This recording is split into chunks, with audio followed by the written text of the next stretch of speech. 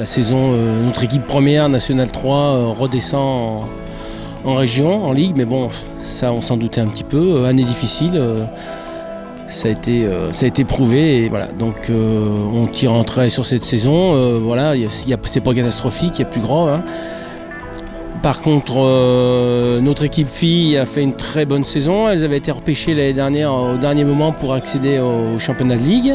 Et elles se sont maintenues à l'arraché.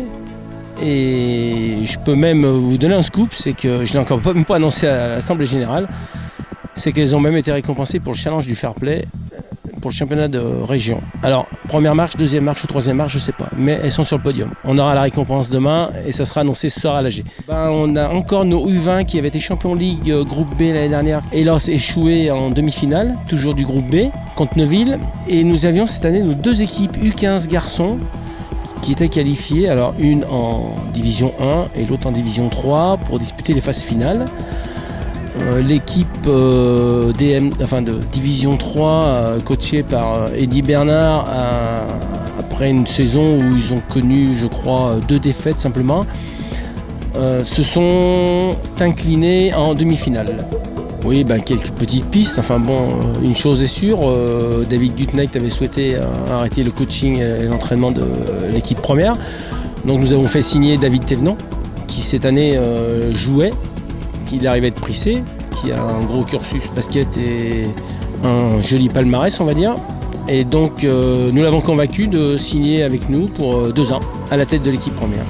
Tout ce qu'on sait, c'est qu'on garde tous nos jeunes. Nous, on doit avoir 3 départs, mais on garde tous nos jeunes et le but du jeu, c'est d'intégrer encore un peu plus nos U20 qui justement ont échoué en demi-finale de championnat de ligue. Donc voilà. Pas de pression, mais je pense que l'année prochaine, ça sera le maintien.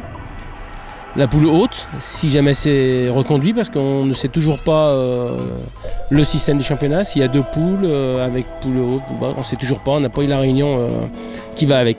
Déjà, l'année dernière, on avait un petit peu chamboulé l'organisation du comité directeur en mettant 3 pôles, 3 vice-présidents en place sur les pôles mini-basket, jeunes et seniors, garçons-filles, qui incluait aussi les U20 garçons et filles. Cette année, nous avons créé une cellule dans la commission finance. Nous avons ajouté une commission sponsoring avec des parents qui veulent s'investir et qui sont prêts à aller chercher un petit peu d'argent chez les partenaires, et ça c'est très bien. Donc on attend, on verra le résultat, mais bon, ils sont pleins de bonne volonté, donc voilà, on va les laisser faire, en les drivant un petit peu quand même. On ne va pas les lâcher dans la nature comme ça. Et puis, nous avions créé l'année dernière les Red Girls, c'est-à-dire la filière féminine, sous la houlette de Franck Saillant. Cette année, ce sera les Red Boys. Et en plus de tout ça, pour le mini-basket, nous avons recruté une pointure, on va dire, en la personne de Toufik Gamaz, qui est référent aussi au comité du Rhône. Donc voilà. Ça se structure dans toutes les catégories et je pense que voilà, on va avancer comme ça. Je pense qu'on devrait faire du bon boulot.